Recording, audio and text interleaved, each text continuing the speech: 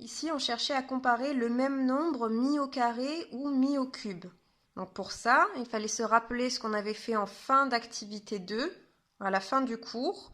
On avait comparé les courbes de la fonction cube et de la fonction carré.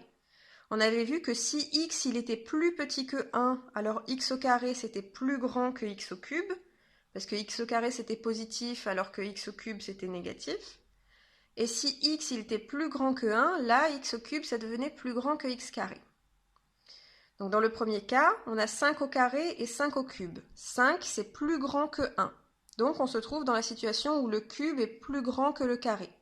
Donc 5 au cube c'est plus grand que 5 au carré. Ensuite, 0,3. 0,3 c'est plus petit que 1. Donc le carré est plus grand que le cube.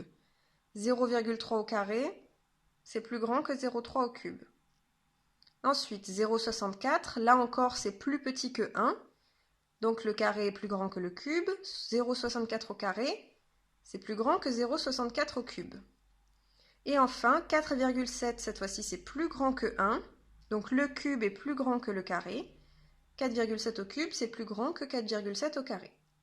Donc là, ce qu'il faut retenir, c'est que quand on a des nombres négatifs ou entre 0 et 1, c'est le carré qui gagne. Et quand on a des nombres plus grands que 1, c'est le cube qui gagne. Attention, c'est vraiment plus grand que 1 et pas que 0. Donc ce qui se passe entre 0 et 1, c'est un peu particulier. Donc ce qu'il faut retenir, c'est attention, négatif, c'est assez évident, mais entre 0 et 1, c'est le carré qui gagne sur le cube.